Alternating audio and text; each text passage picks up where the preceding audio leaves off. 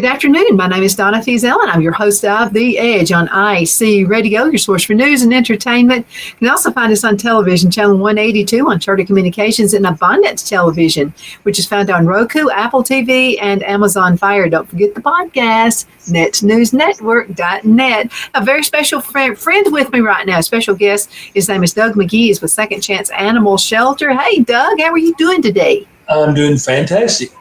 Good.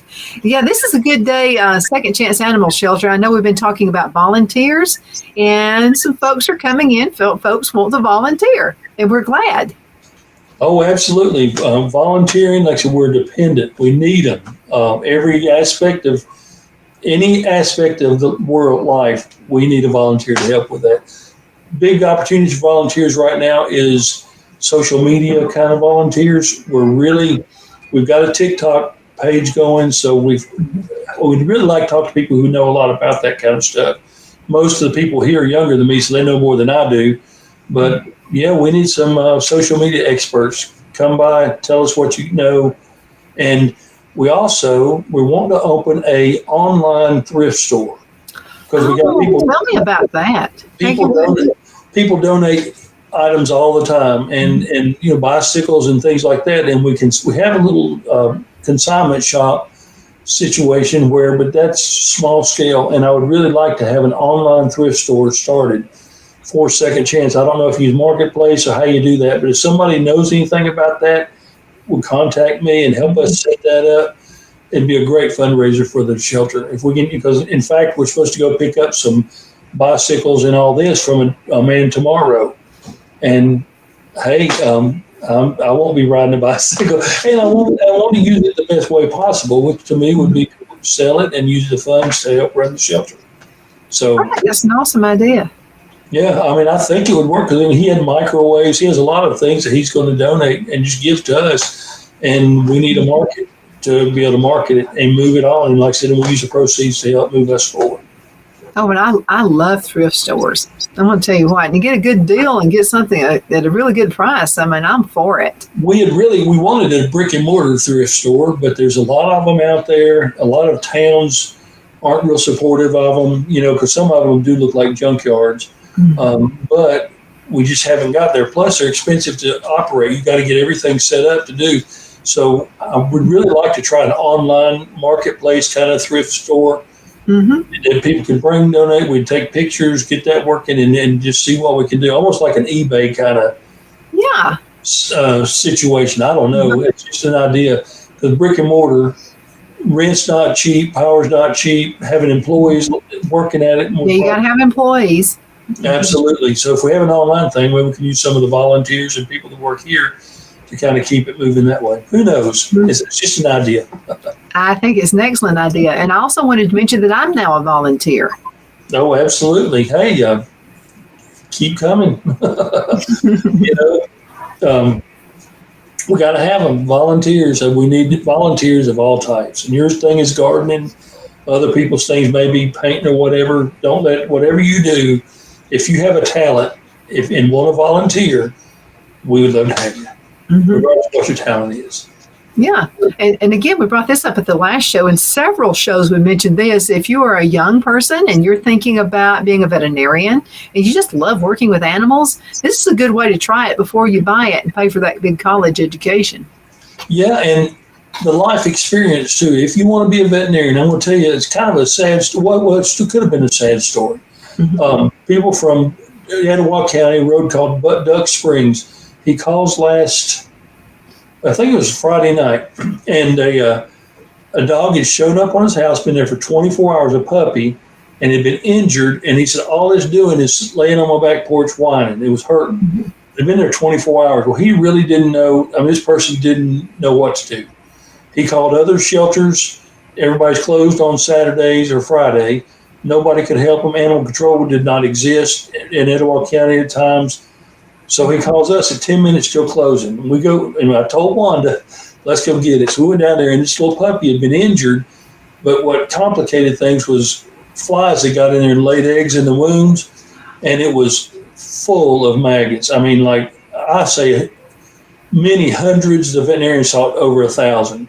So we took it straight to the vet. They stayed over to help us and had to flush all those. It was pitiful. As a vet student, if you'd seen that or somebody interested, it would really make you know whether you could handle being a veterinarian. Yeah, I guess. The saddest things, that little puppy was just full of infested with maggots. And they washed him out, and we had to take him back to the vet the next couple of days because he had a temperature. I mean, the vet said he would have never survived had we not got him. But now he's thriving. Still looks rough. And he's still got some really bad wounds, but the maggots are gone, and he's healing. And I think in 2 months, he was about 8 weeks old. He was a young puppy. I think in 2 months, he'd be a beautiful dog and go on with his life.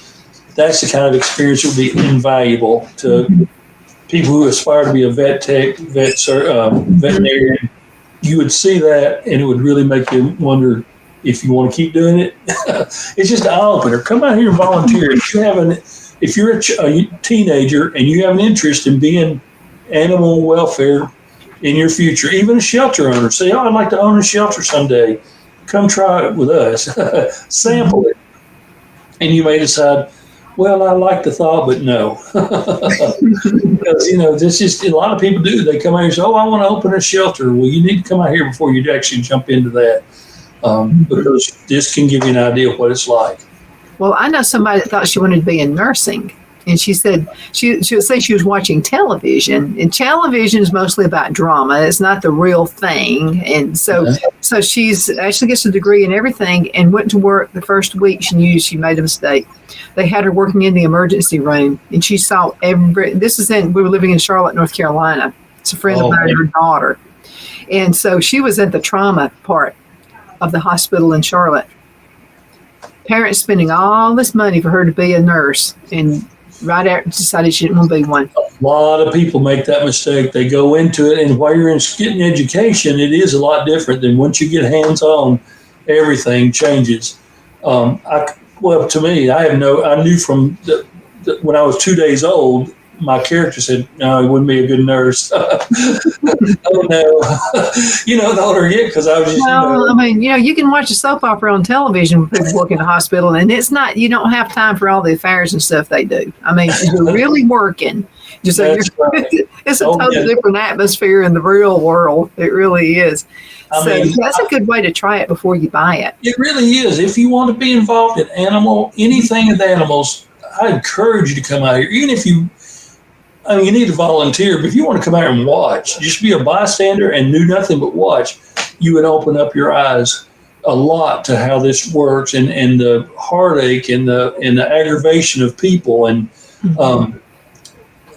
I'm telling you, it's going to be a really good life experience. And if you keep up with your hours, so if you go to apply for a college and you say, hey, I do want to be a veterinarian, you have all these volunteer hours that look good on a resume. It's just win-win. I mean, if you want to go into anything regarding animal welfare, animal control, I want to be an animal control guy. Come here first, at least for a weekend, and see what you think. I mean, and then you may think, no, because most of our dogs come from animal control. So, you're going to interact with the animal control people that come in here. It's just life experience. If you want to come out here, I encourage, and we need the help. We are constantly struggling to get things done. So the more bodies that help, the better. I think it's just a grand idea. Absolutely. We were talking with Doug McGee, and he's with Second Chance Animal Shelter. And so, the whole thing was you were a police officer and this whole thing happened about 2 minutes before we go into break. Let's briefly talk about this, how the whole thing started. It really is. It's really odd that my life could, of course, I think I've always been that way. I was working in the police department, and I went into dispatch, and dispatch was on one phone, and the other phone rang, so I picked it up, and the guy just told me, he said, hey, send animal control out to my house. Somebody dropped some puppies off, and I need them gone. And animal control worked with the police department, so I knew the procedure then was animal control would pick them up, they would take them to the vet, and that was it. They were dead puppies. That's the way it used to be in 2008. So I called Wanda. I hung up and I called Wanda. So, of course, I told him I'd call him. I called Wanda. I said, look, they're going to kill these puppies. Is there any way we can find them, take them and find them home? And she said, yeah, bring them on. So I went out my police patrol car, and picked him up, talked to the guy, and took him to the house. And that was it. That was the beginning, the absolutely no thought beginning of Second Chance. We went to trade day and gave away some of them. We really had no idea. We just did not want those puppies to die on that day. And they did. One of them did die of parvo, which that's something else. We had no idea what parvo was until then. We knew what it was, but we really had not been affected by it. And everything we've done, a lot of it's been hard, the school of hard knocks. We've learned the hard way and the heartbreaking way about a whole lot of aspects of this. But after that, that's how we started. And then after that, I started talking to the animal control guy, and we would get dogs that he thought were good dogs, and we would take them. And of course, there's still been a lot of them were falling through the cracks, because if it wasn't a good one, he would take it up there and they'd put it down. In 2008, Albertville put down 1,100 dogs and cats. That's in a year. Like now in 2023, 2022 is like 6 dogs and I don't know, a couple hundred cats. Cats is a bad deal. And it may not even be that many cats anymore. I don't know, but we've come a long way. But it all started with, I mean, it was almost like it just started because we were supposed to start it. I mean, it really is. There's almost like whatever's meant to be, it's just going to happen. It's just going to be that way. I think the life presented something to us that we jumped in on, and I've had times where I've got aggravated, but I've never regretted it at all.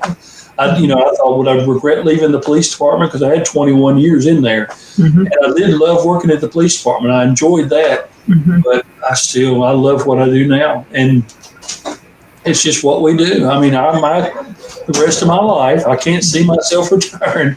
I intend to try to save as many dogs and to find as many dogs and hopefully cats and things like that before long to get them out of harm's way. I like animals, and a lot of people like animals. And I think we've missed the boat. People have missed the boat on how we treat them. And I want to do whatever I can. They're smart. Animals are smarter than we give them credit for. And I keep got to go into a commercial break. Half the show is already up. So let's go into a commercial break. We're going to be right back in just a few minutes.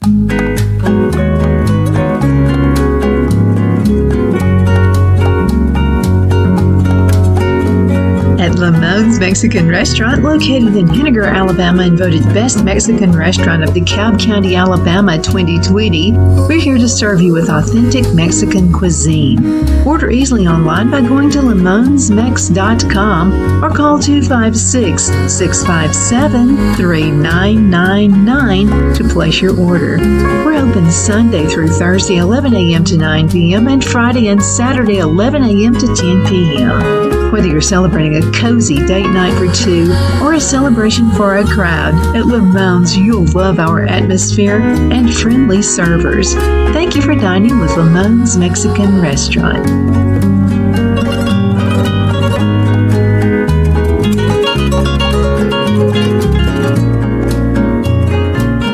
Let Rhonda at Rhonda's Elite Tax LLC take the burden off you for all your tax needs. I know because Rhonda has been taking care of my business since 2013. I feel Rhonda works for me because she knows the direct questions to ask to better benefit my unique business in order for me to get back the biggest refund possible.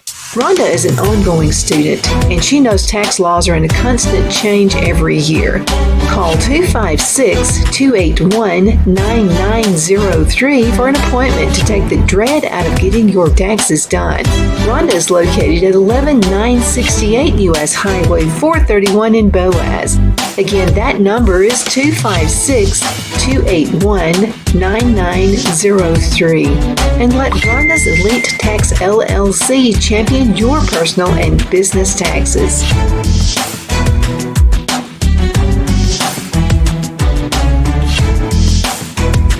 Jeff McCurdy of the McCurdy Law Firm has been a public service of this area for over 10 years. McCurdy, a member of the Henniger City Council, serves as prosecutor for the town of Sylvania and was named public defender for the city of Rainsville. The McCurdy Law Firm is located at 17326 Alabama Highway 75 in Henniger to better represent his Jackson and DeKalb County clients. If you need to be represented by a true public servant with proven success, call Jeff at 256-996-8701 or send a private email to mccurdy.lawfirm@gmail.com. No representation is made that the legal services performed is greater than the legal services performed by other lawyers.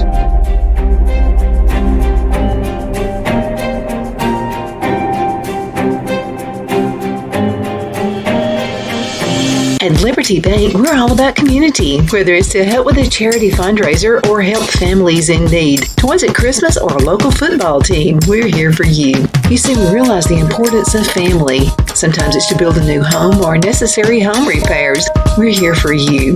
If you like the feel of a small town bank with all the conveniences of a big city bank, we're here to serve you. You will find us at any of our convenient locations in DeKalb, Marshall, Etowah, and Blount counties in North Alabama.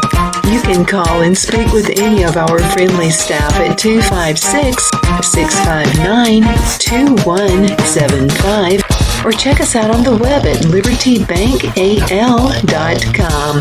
And thank you for your support of our community. Member FDIC Equal Housing Lender.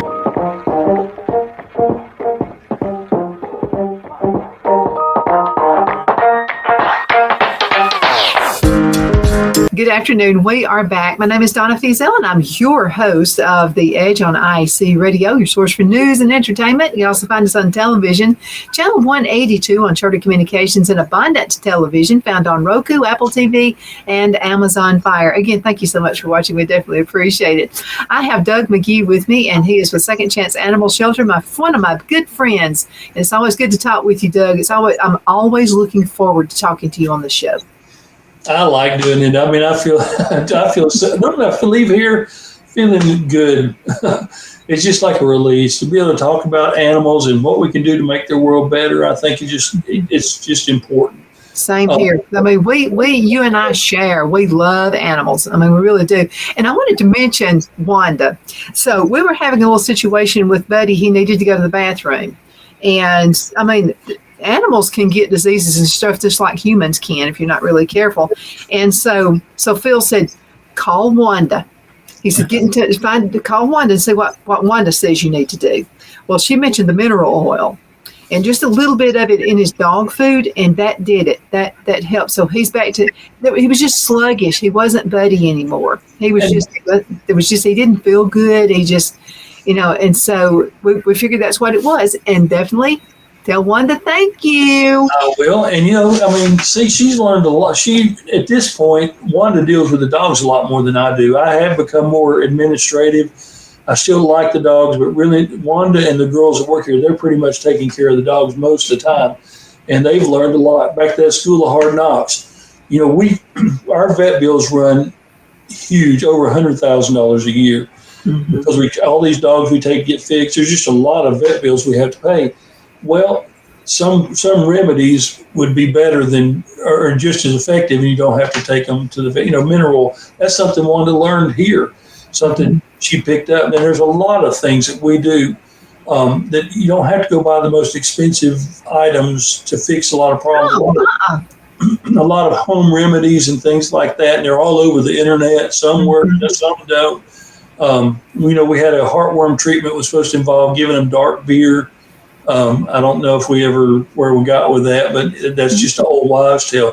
There's the purple. I don't know if you've heard of the purple stuff. If they get a wound, to pray this purple stuff. Yes. We've used that before you get a dog, because a lot of dogs come in here, they've been injured. Something's not right with them. So we've got all kinds of, we primarily use the vet, but even vet, there are things we can do especially for minor illnesses and things like that don't involve having to take a dog to the vet. Mange, we've got all kinds of, we got so many treatments for so many things. Wanda knows all of them, and we still spend a fortune at veterinarian because some things are beyond our capability. And, we vaccinate our own dogs except for rabies, and that saves us a good bit of money because we can vaccinate our own, but rabies shots do have to come from a veterinarian. So, Well, let me ask you a question because we've been right in the middle of not flu, but I have asthma, so I mean was pollen all over the place, and so I have issues with that. Do dogs suffer through allergy season like people? They do, and the same things. Like I use Benadryl. We give some of our dogs Benadryl because it's the same thing. I mean, dogs definitely have all the little. Dogs get cancer. A lot of people, I never thought about a dog getting cancer, but we get a lot of dogs. Not a lot, but we do see cancer quite often with dogs. Allergy problems. Of course, mange is something that they get that we don't, but they have a lot of illnesses just like people do. We give them melatonin sometimes. If a dog needs to be transported, we'll give them melatonin. It's the same things that we take. Works. I would be careful because some things may not fit, but you can learn it. The internet is a good way to find out what kind of what is similar and what's not. But we use a lot of things like that. But the allergies, you'll hear them sneezing, and just like people. You hear a dog and they'll be scratching more. Maybe they've got dry skin, and you have things we do for that. There's just all kinds of. They're very similar in a lot of ways. Yeah, and all these things are really, really neat for us all to know. But yeah, animals get sick just like we do. My buddy is apparently there's some bug, probably a wasp or something. We came in from work one day, and it's back when I was working at the station, and his little jaws were just swollen, and I was afraid he'd been snake bit. So I'm being, like a mother, and so I'm freaking out. And Phil said, "Well, we've got to take him to the vet. Let's just go now," because I just thought he'd been snake bit. So we get there. And so the veterinarian said, no, he's bitten to a bug. So he got stung in there. So he was okay. The veterinarian took good care of him. We've actually had a dog here that was snake bit, and we took it to the vet because its whole face, it looked like his face was twice as big as it should have been. Mm-hmm. And the vet said at that point, it'll make it or it won't, and really didn't do anything. There was no real treatment, and the dog survived. I guess, so you just never know. I mean, animals... They've got things that, like the veterinarians are great. We got to have them. They can do a lot of things, but there are a lot of home remedies. And of course, some people don't do anything for their dogs, and that really is upsetting to find. When people got dogs with mange is very easy to treat. You just got to do it. But people don't get to see dogs running around with mange that belong to people. That's not good. That's uncalled for. That's totally uncalled for. So I've got a question to ask you about water. Okay, so we always make sure we clean Buddy's bowl. There's not any weird green stuff growing around it. I mean, it's clean. And then, like every morning, like I don't know how many times a day, Phil changes Buddy's water. But then he'll go to a mud hole and drink. So after us being so clean and trying to make sure he's got good fresh water, why do they do that? Why would he drink out of mud water? I have no idea. Just like why when we bathe the dog, and then the first chance it finds to roll around in something is disgusting, they will. Our neighbors' dogs, they'll come up smelling so bad because they found something dead to roll around in. Uh-huh. I have no idea why they do that. And why would they drink out of a mud puddle when they've got a fresh bowl of water over there? Maybe they're a lot like people, but I don't know. Something will add up with that. Or eat roadkill. They'll find something that they've just got bowls of food. Uh-huh. And then they'll find something dead and be eating it. Maybe their body needs something mineral or something. Like our bodies. Like if we need salt, we start craving salty foods. Yeah, and that's what Mom always. This is disgusting, but we've got dogs and cats in our house, and the cats have litter boxes. Mm-hmm. Well, the dogs, sometimes Chrissy is a little rat terrier that's he's got all kinds of anxiety things. Mm-hmm. But man, she heads to the litter box, and we always holler, "Go, Chrissy, get out of the litter!" We call them nonpareils, is what we call them, the candy nonpareils, because she'll come and show cat litter on her lip. Mm-hmm. I don't know why, but she will go if the cat's in a litter box. And not long, Christy knows it. She goes to the litter box. Mm-hmm. Why? It may be something she's craving. It might be something in it that she's needing for her body. So now you mentioned anxiety. So animals get anxiety too because, and they never forget anything. Okay, so Buddy was probably about 2 years old when we took him to the veterinarian, and he had to have shots and all this kind of stuff with this bug or whatever it was. He something stung him inside his throat. He remembers that even to this day. So we can have him in the car, and he's happy-go-lucky, having a good time, just laughing, carrying on like a dog would do when they're happy. The second you turn, you get on 75, and the second you turn to the right, he knows exactly where we're going. He starts getting anxious, and he starts barking. They have memories. We've had to drag them into a vet's office. I mean, dogs, they know. And that kind of goes with the animal control thing, too. If animal control, if they come here, the dogs react negatively towards animal control. A lot of these dogs, animal control, I could walk through there and they might bark, but if an animal control agent walks through, it's like the dogs they get a bad, it's just. They get a vibe. I think that their intuition is a lot deeper than we realize. Because I've seen that a lot. Sometimes if a man walks in here with a hat or sunglasses, certain dogs will go crazy. I mean, they will like viciously, and it tells me that they had an interaction at some point with a man with a hat or glasses that was negative, and so it's remembering that. I really believe dogs are. I mean, my mom always said if a dog don't like you, then there's something wrong with you. Yeah. I mean, mom always used her dog as her gauge to whether somebody was a good person or not. Mm-hmm. And I think there's something to that. Something to that. I don't know. I do. I believe dogs have intuition that we'll someday realize how deep it is. Mm-hmm. Who knows? But I do. I think that's important.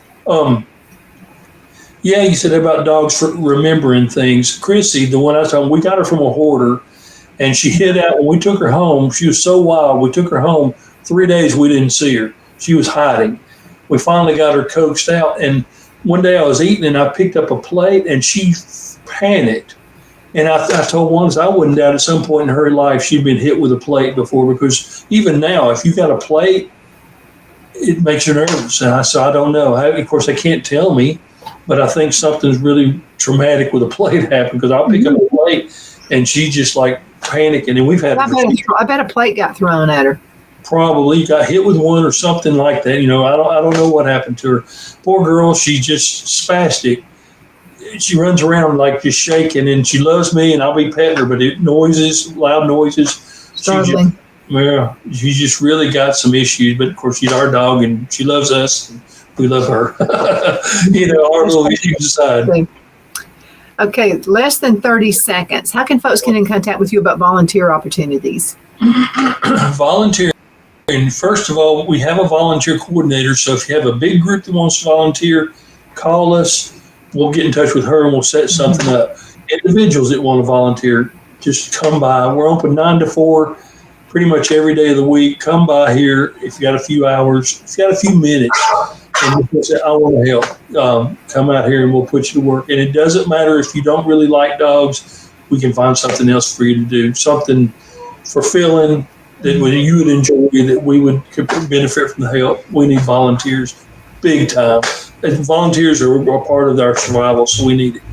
Absolutely. And I'm volunteering too. As a matter of fact, I'm going to be there tomorrow, and then I'll be coming back again probably the following week. So I'm excited about that. Doug, thank you so much for being on the show today. Do what? Thank you.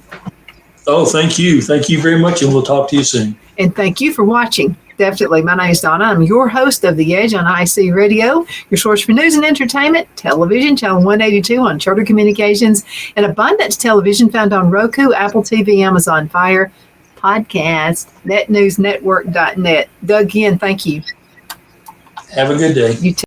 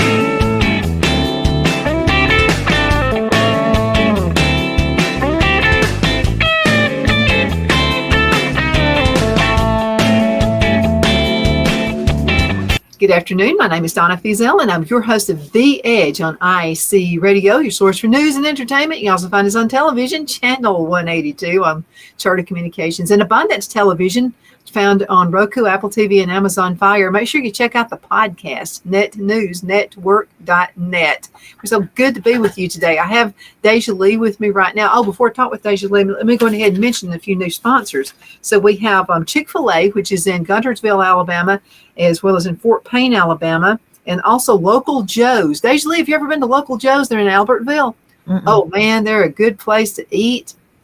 Phil usually takes me there on Valentine's Day. A good friend of mine, Tim, plays the piano, this little Valentine date night kind of a thing going on there. And oh my goodness, he is really good. And he does a lot of my type music, the 60s and the 70s type stuff. And so he's there a lot of times on the weekends. Tim Lett, my old buddy. We used to be in the cell phone business with each other a long time ago. Mm. So anyway, you need to check Local Joe's out there, located in the old Hammers building. Right there in Albertville, close to Main Street, out that way. And I also wanted to mention Jefferson's in Albertville as well. So we're getting a lot of restaurants in. And we are giving away gift cards. Okay, so if you have a birthday, wedding anniversary, you just wanted just a date night or whatever, all you have to do is register for it. You can do that by sending a message my way. You can send an email to Donna@DonnasEdge.com. Donna@DonnasEdge.com. Send a text to 256-659-4319. Okay, so we are all about gardening. I love gardening, and I'm always fearful because I can see the handwriting on the wall. Supply chain, different things happening with the economy. There might be a time soon we're not going to be able to find the food we need. And I just like my own plants anyway, because I know what's in it and I don't have to worry about. And one thing I really learned, I wanted to get your advice on this. I go to Deja Lee for everything. And this is, whether it's mental or whether it's gardening, she's my really good friend. So I got to have her in my life. So, and this is about compost. Okay. Something. Oh, I thought it was going to be earth shattering, and it's about compost. It is earth shattering. So think about this. So we were talking in class about compost and about manure. And so we're talking about chicken manure, and you and I have chickens, and it is really, really good compost. You have to mix it though with dirt and what have you, perlite, whatever you want to do that with. But what I learned is you have to really be careful with cow manure, because some of the things that are out there in the pasture they use for a pesticide, it passes through the cow. Now I know this is a weird subject, but if you're gardening, you need to know this stuff. So it passes through the cow. However, if you use their manure on your gardening, it can be an issue. And this is why they found this out. So a lady called the extension office through Auburn and said, I can't figure it out.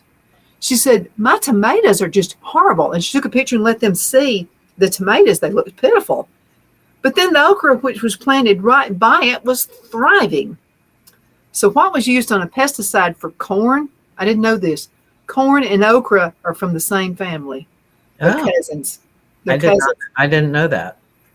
So what they used for a pesticide for the corn was okay to use the cow manure for the okra, but it practically killed the tomato. Wow.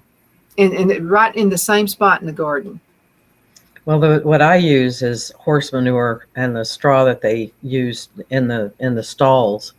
Oh. I have a friend who has open pasture, and it doesn't have anything growing on it. Hasn't for years. Mm-hmm. So now all the grass that the horses are eating is basically organic because there's nothing on it, even in the ground. Mm-hmm. So I get her manure and straw, and that's really nice. But I also have a lot of my own leaves because I live in the woods, and I have sticks and that kind of thing. And I have only I do not put any fat or meat or anything like that, mm-hmm. fish, nothing like that in my compost. Mm-hmm. So it's all vegetation, and it's very rich when it kind of composts down into dirt.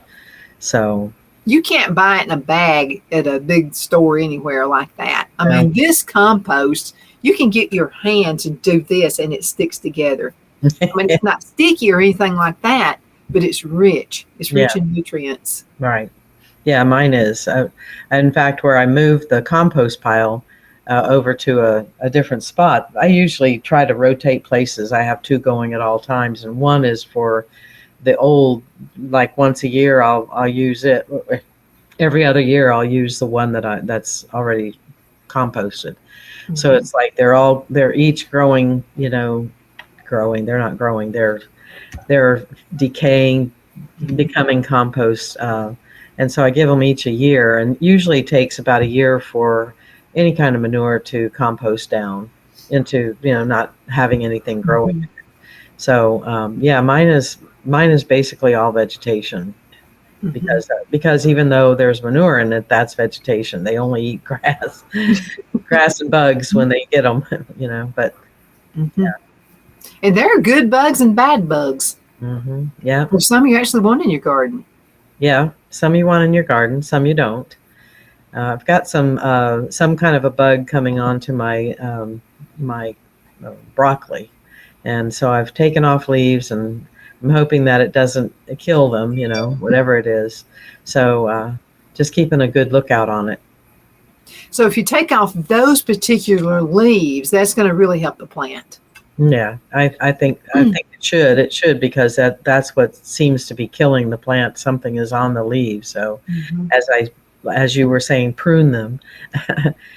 They seem to be coming back. Mhm. The old farmers, like I've said before, they're the smartest people you'll ever meet. And I remember my granddad, some things he would do in the garden is coming back to me now. And so he would prune his tomatoes all through the growing season, and he never had the rot. And they almost look like a tree, because here with the stem, you got your roots down here, and then you got your stem. The leaves tell you the success of the whole thing. Yeah. So if you got good leaves, you got a good, healthy plant. It tells you something about the roots. So the stem would be growing up like this and look almost like a tree. Mm-hmm. But he didn't have rotten tomatoes either, because they were not hitting the ground. And I think it made the stem stronger. Stronger. Yeah. Yeah. I saw that too. In fact, I do that, but I don't do it as a way in order for them to have like a tree, but it does come. They do get stronger. I used to take the extra little leaves that come. When the leaves come up, they have a place where another leaf can come up too, and I take that out so that it doesn't get too bushy at the bottom. But I think that, I may, I have some tomato plants. I'll try that on. I'll see if I can get them to grow strong stems. Mm-hmm. Yeah. So that's what I started doing last year. And then, of course, I used the concrete, blocks, and that helped. So I had tomatoes last year when a lot of people didn't, but it was because of the rainy season. Mm-hmm. We just had flooding rains. And then again, I live in almost like living in the Florida in the swamps.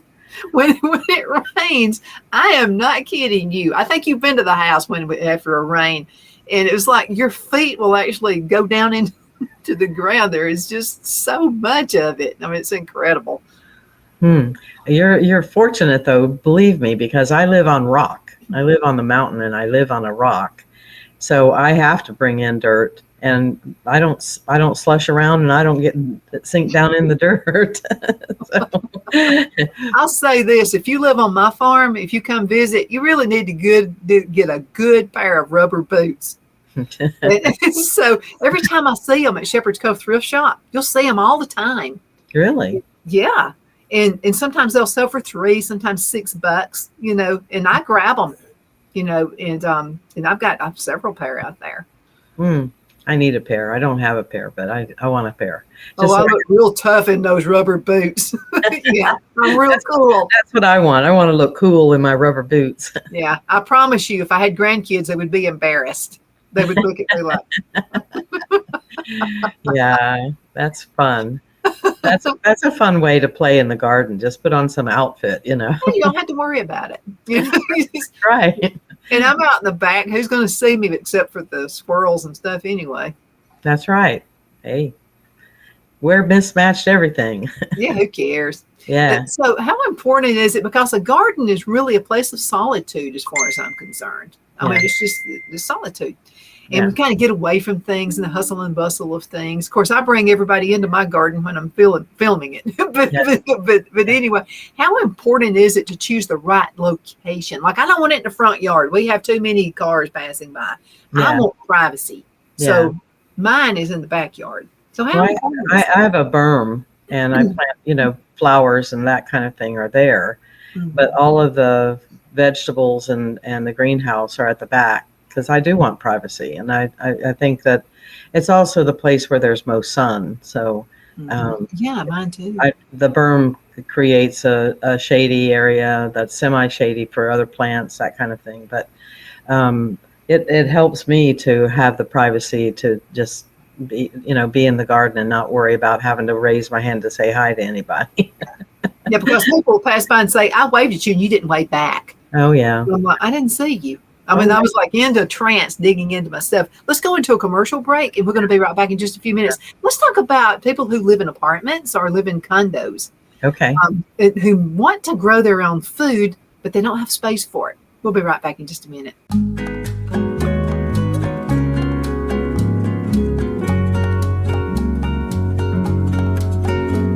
At Lamone's Mexican Restaurant, located in Henniger, Alabama, and voted Best Mexican Restaurant of DeKalb County, Alabama 2020, we're here to serve you with authentic Mexican cuisine. Order easily online by going to lamonsmex.com or call 256-657-3999 to place your order. We're open Sunday through Thursday, 11 a.m. to 9 p.m., and Friday and Saturday, 11 a.m. to 10 p.m.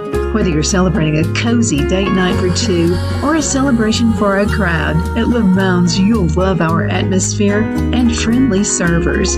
Thank you for dining with Lamone's Mexican Restaurant.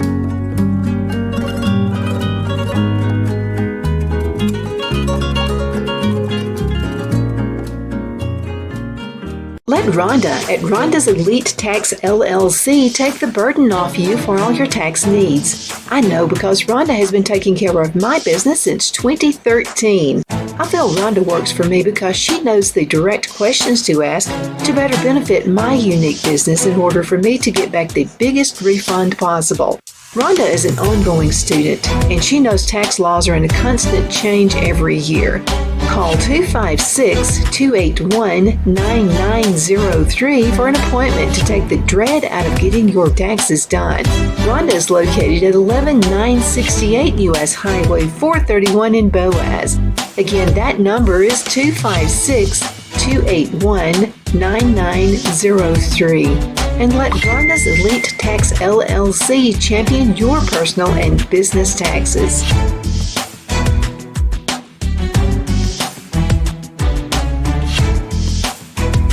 At Liberty Bank, we're all about community, whether it's to help with a charity fundraiser or help families in need. Toys at Christmas or a local football team, we're here for you. You see, we realize the importance of family. Sometimes it's to build a new home or necessary home repairs. We're here for you.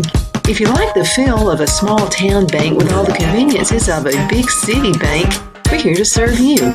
You will find us at any of our convenient locations in DeKalb, Marshall, Etowah, and Blount counties in North Alabama. You can call and speak with any of our friendly staff at 256-659-2175 or check us out on the web at libertybankal.com. And thank you for your support of our community. Member FDIC, Equal Housing Lender.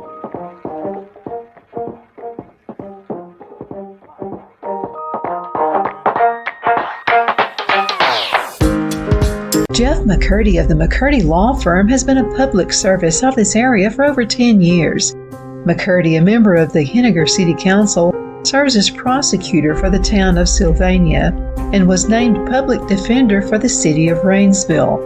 The McCurdy Law Firm is located at 17326 Alabama Highway 75 in Henniger to better represent his Jackson and DeKalb County clients. If you need to be represented by a true public servant with proven success, call Jeff at 256-996-8701 or send a private email to mccurdylawfirm@gmail.com. No representation is made that the legal services performed is greater than the legal services performed by other lawyers.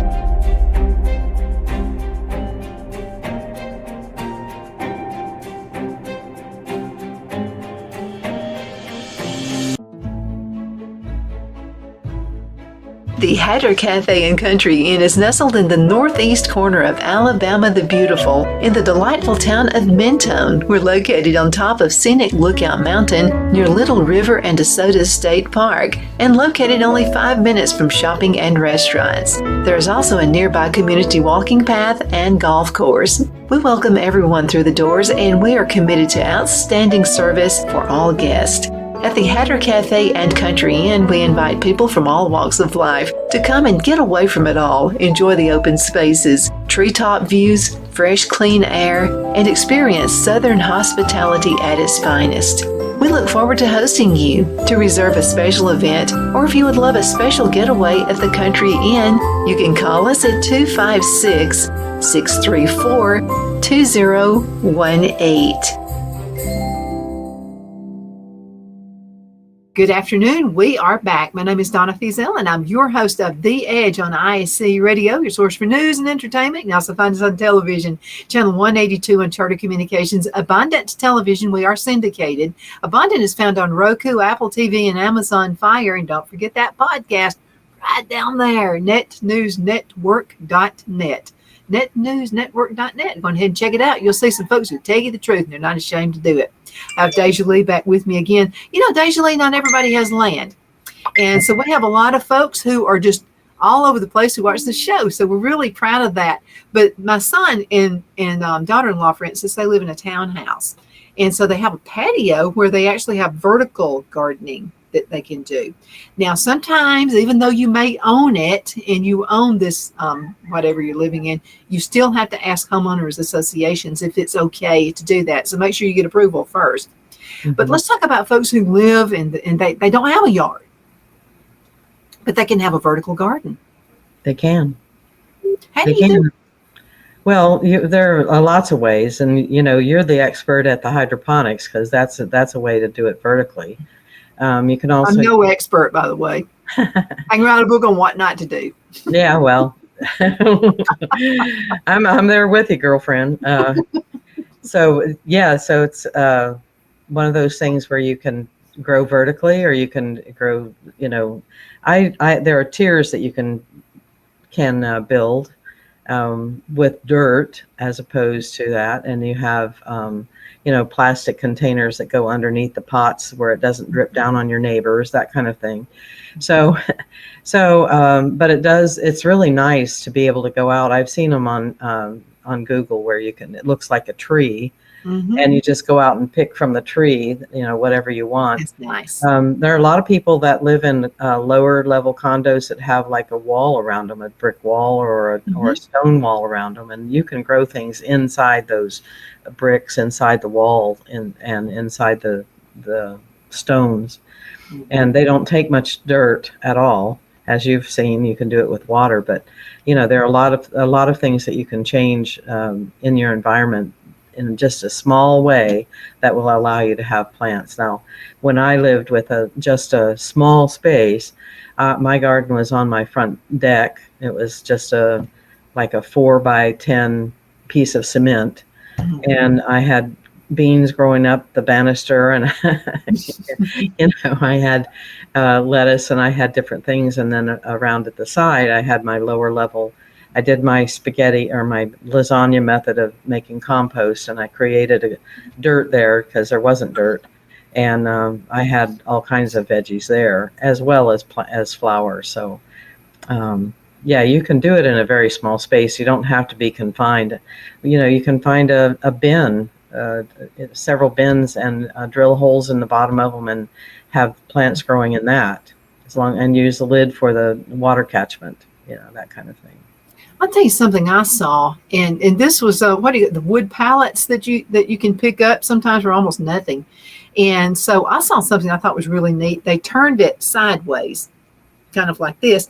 And so, where the space is, on the pallets, they actually made a little shelf kind of, and got another piece of wood and put it under each one of those. And they planted like your herbs and even some tomatoes in it. And then the guy actually hooked it onto the back of his house where the sun would come to it. And Mhm. so I thought that was pretty neat. That's Yeah. very nice. It's very creative. A lot of people think they can't do something, but if they really think about it and go to Google or wherever they look for their Pinterest is just full of good stuff. yes, and go to where say I can't grow a garden and say, well, I want to grow a garden, Mhm. and then just go to places where you can get information about doing that.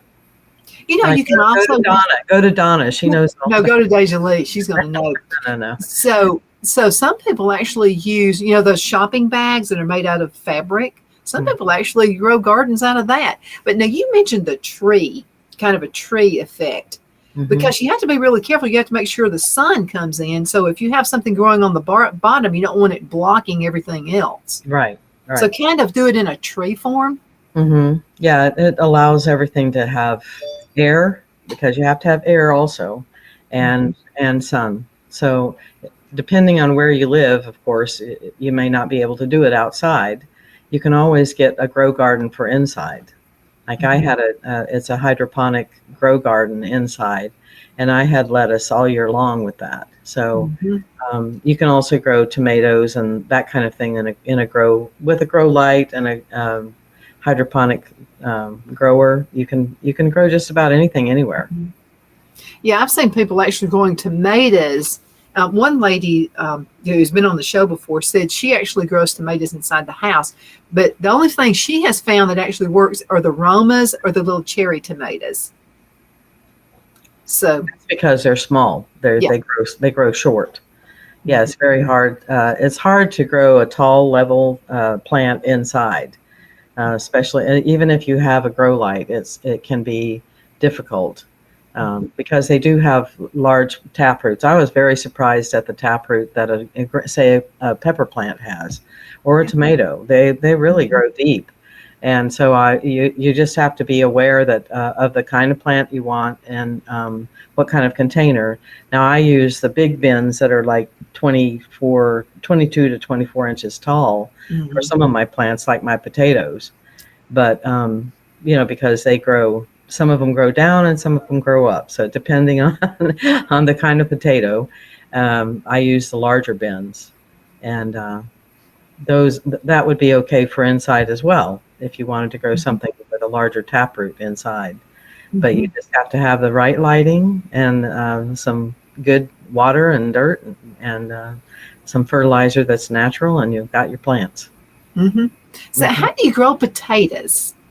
I mean, what's the first step? How are you successful? Well, first of all, I start from organic potatoes. I can buy organic potatoes in the supermarket, and I'll wait for them to get to a place where the eyes are starting to change. And because You get those little sprouts that start growing out. On sweet potatoes, they call them slips, and they go straight up. They're just like poof. And those, you just pull those off and stick them in dirt, and they will grow. And those sweet potatoes grow down. In other words, you see a lot of leaves at the top, but the actual potatoes are on the bottom. Whereas if you want a white potato, same thing. You wait until they've got little knobbies on the potato, and you cut them in pieces and put them in the dirt. And those are white potatoes. And they start growing from that, and then you have to put them in dirt low enough so that you can build up around them, and usually about a foot tall at the end, where because they'll grow up. Potatoes. Do you put the whole potato in there, or do you cut it up in pieces? You cut it up in pieces. You cut it up just so that each plant has one eye. So yeah, you cut it up. That may be where I've messed up before. I've cut it in half, and then I've had like several eyes going out. No, so you just want one. You just want one. Yeah. Especially if you're going to do it in a container. Yeah. Well, even if you're not, you want only one eye, because each eye would be a plant. I see. Now, let's talk a little bit about water, because this is what I've done before, and I have learned the hard way. what not to do. Okay, so we were talking about different ways to have gardens, and about actually you can actually have a garden outside on your deck or on your patio. So let's just say you just you just don't want to dig up a garden. So we've been talking about patio gardening and that kind of thing, but it is important to be able to have airflow and letting the sun come in to saturate everything. That's right. That's right. You were talking about potatoes. I know that you can grow potatoes in a grocery bag. Mm-hmm. So that, and it depends, because you want a black one, whether because of the heat, you don't want it to get too hot. So all of it, you have to really do some research, and that's how I learned some things. Mm-hmm. I'm not naturally totally informed about gardening like you have a grandfather who was into gardening. For me, I didn't have that experience, so I purposely went and learned about different things. And I'm really proud of you for taking that gardening class at the. I'm tickled. Yeah, you need to take that gardening class. You'll learn so much. There's so much insight to that. But something, you said something about my granddad being a farmer. I didn't pay attention like I should have. Well, I was off petting a dog or chasing a cat or trying to go fishing or something like that. So I wasn't really paying a whole lot of attention. But some of the things really do come back. They actually do sink in. Mm-hmm. Yeah. But it's when you don't, we take in so much information when we don't even know it. Really? It's all around us. Every second of every day, every millisecond, we're taking in information. And we filter it so that because it's so much that we can't deal with all of it. So, your granddad was trying to show you a way of life, and you obviously some of it soaked in because it's in your body that you want to be in the garden. And you may not know everything he knew, but he had a lifetime of learning, to have that. So, and you're constantly learning. You go to these classes, or you go to another farmer, or you go to a garden shop or whatever, and you ask questions. And I think that's one of the things about life that I like to tell people is always question everything. It depends, it can be in politics, it could be in science, it could be everywhere. Question. And until it feels right, resonates with you, don't give up. Don't stop questioning. I totally agree with that. Sometimes it's that little small, still voice. Yeah, trying to tell you something. But sometimes we get so busy with life. We've got thousands of things going on, especially young moms, because they're taking care of kids and that kind of thing. And they'll hear it, but it's like, well, okay, I'm listening, but I'm going to put it over here to the shelf. I'll get back to it later.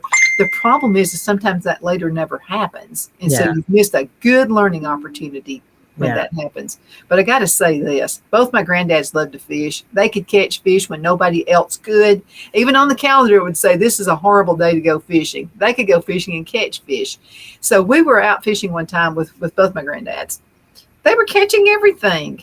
So I said, that's not fair. I'm not catching anything. I was just like 14 or something. I said, I'm not catching a thing. And so my granddad said, it's because you're talking too much and because you're not still. You have to be still. You have to listen to the fish. From your advice right there, you got to listen for it right there. So I said, no, I think they're just all on your side. So I went on their side. They came over there to the side I was at. Then they were catching the fish on the side I didn't have. They were right. That was grand advice. Deja Lee, we got to go. Thank you so much for being on the show today. It's always a pleasure. Thank you for having me on. I always enjoy it. Thank you. Love you bunches. Okay, girl? Love you too.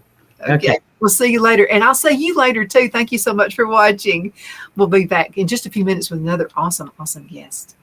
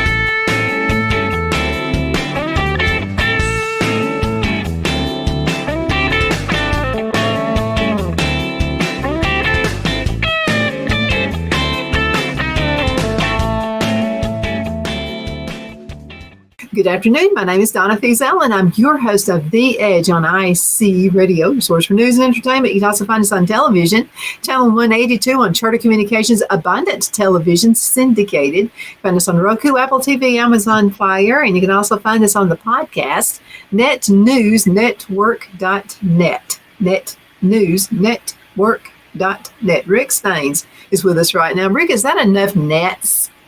It's almost like a fisherman there. There you go. We're fishing for good shows, and we got it because Rick Staines is with us right now. Okay, Rick, in a previous show, we were talking kind of like, what's common sense. And my granddad always said this. Okay, we bought the farm. This is the farm my granddad bought back in 1939, I think is when it was. And so he didn't want to be in debt. Very ambitious kind of a guy. Actually only had a 6th grade education. And so what happens is he set a goal. He believed in goal setting. He set a goal. You don't have to have a college degree to set goals. So he set a goal for 2 years, wanted the house paid off. Now, this is in the 30s, okay? So the house and 38 acres of land he bought for $5,000. We paid much more than $5,000 for this. But he had a goal. Oh, but that was worth a lot more back in those days. Oh, yeah, I know. Yeah. But he set a goal. He said he didn't want to be in debt. And he said, no, you are a slave to society if you're in debt. He always said that. So he did set the goal, got it paid off in less than 2 years. And so, he was proud of the accomplishment. But how he did it, I said, well, how'd you do it? This is like the Depression. And he said, well, I worked 2 jobs. And mother was a baby back then, so he worked 2 jobs. And he said, and then I did farming. I did, jobs around, other farms, and just whatever I could do to get it all paid off. But it was pure ambition. And so he wound up working for the USDA. If you had the position he had now with the USDA, you would have to have a degree in college. He did not have that. My other granddad actually graduated or did not graduate from high school. He had, I think it was an 8th grade education, and wound up being superintendent of this big mill, Right. And again, a job now you'd have to have a degree for. So why were people able to take care and have long careers back in those days with no degree? Now people have degrees and don't want to work. What has happened? Well, I think, it goes, a lot of it backs down to the fact that the generation like your grandfather was completely different from today. The generation today have been brought up and led to believe that to get anywhere in this world, you have to have a degree. It doesn't matter what the degree's in, because at the end of the day, all the employer really is worried about is you attended for 4 years and went every day and completed. That's what I'm gleaning from it, because the amount of people that have got useless degrees, absolutely useless basket weaving, degrees in and all this other stuff that they come out with, and they're not smart, they're just book smart when it comes to that particular subject, but they don't do anything else. Even though when you look at half of the degrees that are out there, they're all padded with stuff that's not even needed for you to complete a degree. And to be honest with you, you can actually learn just as much going online and doing it free if you look around. I've already tried, already done it. You can learn a lot more. And I think, back in the old days, if you learnt by mistakes, you learnt by just doing. You learnt from your forefathers too. In those days, they would learn. This is how this works. This is what worked for me. This is what worked for you. You took more into account of, okay, well, does that work for me? Does it work for does this do? Does that? You learn, you mistake, you learn, and you just carry on. So you have a degree of expertise in the fact that you've actually done something. These days, people don't do anything. They don't. They just, I'm going to be an affiliate marketer. So what they do is they plug your product on their site. You pay them for plugging and they get it from loads of people. So they're just all these lines of income, but they're not actually doing anything. I mean, if it came down to a hard day's work or actually doing something where they had to use this or these, they wouldn't be able to do it. That is so true. and so much I learned. And I tell you, I got tickled at my granddad one time. He used to own a restaurant. And so Phil mentioned him. He said, inventory on a computer would have been real good for you back then. And my granddad just looked at him really funny, and he said, all I did was just opened up the door and looked in the pantry, and I saw I was about to be low of green beans. Yeah. Again, and that's the beauty of, again, if you go back, the beauty of that stuff is everything was so simple. Mm-hmm. I think sometimes when we've progressed, we've actually made it more complicated, because how much is enough? How big do you want to get? Because when you get too big, then you have to start worrying about the fact that you need more product, more inventory, more of it. And some people didn't want that. They just wanted their own little place that they could run, they could make money, have a good living, and have a decent life. Not worry about being a multimillionaire or driving the big fancy cars or having the nice big fancy house. They just wanted a decent house with a decent plot of land, maybe some animals, a family, and a nice little business that they could call their own. It's their own little world, And then it all started getting stupid. And now, obviously, there's a swing to taking away all the small businesses because the big powerhouses, the big corporate conglomerates want to take over. Hence, when we had the lockdown. But you look what's happening there now with Walmart, Lowe's, they're all closing places. Dunkin' Donuts is closing places. They're all closing places because, one, people are moving away. Two, in certain areas, people are just looting them every day, just shoplifting. Getting the car. They don't want to pay the money. They don't want to, because of all the stuff that goes on in that industry. So we live in a completely different world from the world of your granddad. Your granddad was a smart guy. I mean, he knew what he had, knew what he wanted, and he got it. And they bartered a lot back in those days. Do you think people know what bartering is anymore?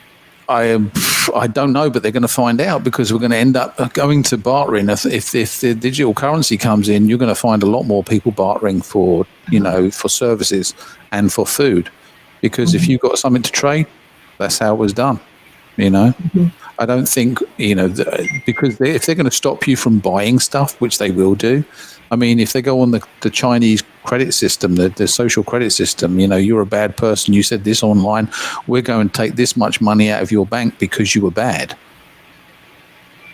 You're like, what? But it's going to come. It's going to come. Because you're one of those C words. You're a conservative. Oh, yeah. Or even right now, you're a right-wing extremist. Because the shooting yesterday in Texas, or the other day in Texas, he was Hispanic, but he was a right-wing extremist. Okay, well, where's the grounds to that? Where's the evidence that was actually true? Because they're quick to point out the right-wing extremist, but they don't want to point out the trans person doing the other shooting in Nashville. Right. So there's always or the fact that wasn't he the one who was Hispanic? Yes. Well, then he's not. Then that's not correct. No, he's the second Hispanic shooter, because there was one. This one was at the mall in Allen, Texas. There was another one on the loose, and then also yesterday there was the one in Brownsville where the car hit the bus stop. 14 people were either killed or injured. There was about half and half. Half were injured, half were killed. And again, they're going to put that down to, is this a right-wing extremist? Before they do anything else, it's always going to be a right-wing extremist. I'll tell you what I think is just hilarious. And I don't know why people are not catching on to this. Okay, so you've got your Joe Bidens, you've got your Nancy Pelosi's, you've got all these people who continuously talk about Republicans being the rich white people. Aren't they rich and white? Am I missing something? The fact is that a lot of these people that are supposedly for the people that are Democrats and, into social democracy and sharing and all that stuff do not share. They live just the same way as the people in, the one percenters in the other party. In fact, the politics of this country is pretty much amalgamated. I mean, the Republicans and Democrats are not that far apart when it comes to the one percenters. They're not. And the reason why Trump was hated by both sides is because he wasn't a politician, because he came in there and started stirring up the pot and going like, okay, well, I'm going to expose you. And everything was exposed. I mean, I was watching Tucker Carlson the other day, and he was going like, I never realized what Trump was saying when he said, why are we still paying for NATO? Well, when the wall came down, technically NATO was non-existent. It needed to be non-existent because the wall had come down, but we were still paying for that. Mm-hmm. And again, Trump saw that. And it's the same with the Paris Agreement. If you've ever read the Paris Agreement and what it means, why are we paying these millions of dollars into the Paris Agreement when, China, Russia, and other countries that are more pollutant than us are not paying anything? Mm-hmm. And then you've just got into, the whole CO2 debacle where people are saying CO2 is bad. Well, it's not bad. It's not as bad as they're making out. CO2 is like 0.02% of the atmosphere. It's actually less than it should be because CO2 actually it's valuable for life. You've got to have that. For growing crops. Uh-huh. The vegetation was a lot richer when we had more CO2. Mm-hmm. This whole coin of greenhouse growth, the greenhouse gases was another one that was coined. It's like fossil fuels. Fossil fuels was actually a term used by one of the company, it was an oil company owner. And the reason he used fossil is because he kind of coined it as eventually it's going to run out. And you go like, well, that's not actually true because the two abundant things on this planet are water and oil because of all the stuff that's beneath us that's being crushed and turned into that crude oil. It's always going to be there. We just have to find it and dig, get it out. But they're trying to make it like it was this exhaustible, fuel that then they could say, well, we're running out, the price has got to go up, because it's all about money. Everything's about money, even this CO2 malarkey. It is. So I have another question. We're going to have to go into a commercial break, but is the whole idea, and we'll talk about this when we come back, is the whole idea that electric car is going to implode on itself? So let's talk about that when we come back. We'll be back in just a few minutes. Everybody hang in there.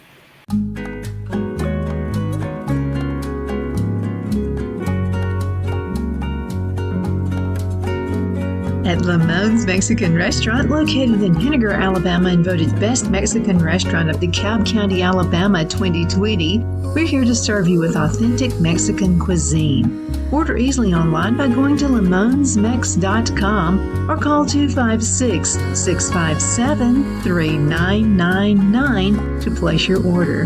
We're open Sunday through Thursday, 11 a.m. to 9 p.m. and Friday and Saturday, 11 a.m. to 10 p.m. Whether you're celebrating a cozy date night for two or a celebration for a crowd, at Lamone's you'll love our atmosphere and friendly servers. Thank you for dining with Lamone's Mexican Restaurant.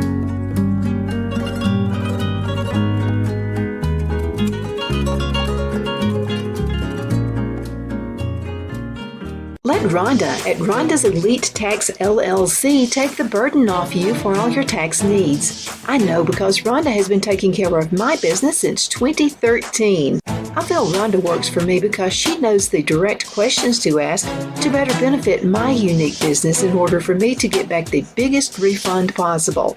Rhonda is an ongoing student, and she knows tax laws are in a constant change every year. Call 256-281-9903 for an appointment to take the dread out of getting your taxes done. Rhonda is located at 11968 U.S. Highway 431 in Boaz. Again, that number is 256-281-9903. And let Rhonda's Elite Tax LLC champion your personal and business taxes.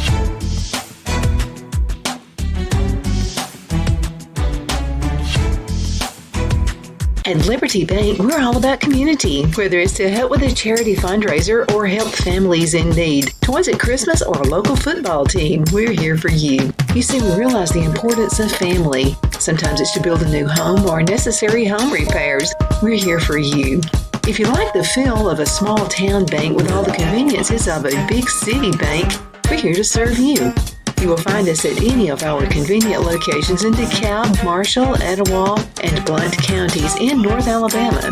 You can call and speak with any of our friendly staff at 256-659-2175 or check us out on the web at libertybankal.com. And thank you for your support of our community. Member FDIC Equal Housing Lender.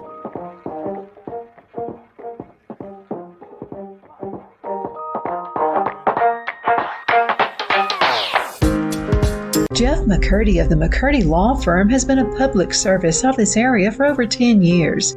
McCurdy, a member of the Henniger City Council, serves as prosecutor for the town of Sylvania and was named public defender for the city of Rainsville. The McCurdy Law Firm is located at 17326 Alabama Highway 75 in Henniger to better represent his Jackson and DeKalb County clients.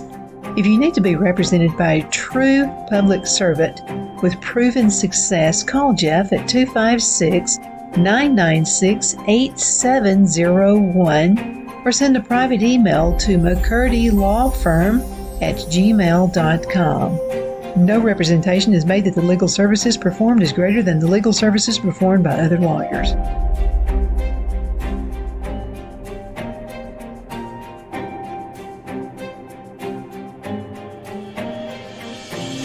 Hello, I'm Mike Lindell, and my employees and I want to thank each and every one of you for your continued support. With everything going on right now, your rest is so important. That's why we're having the biggest MyPillow sale ever. Not only are my bed pillows as low as $19.98, but you can get the best body pillows ever. Regular $89.98, now only $29.98. Take your rest on the go with our Roll and Go Anywhere MyPillows for only $14.98.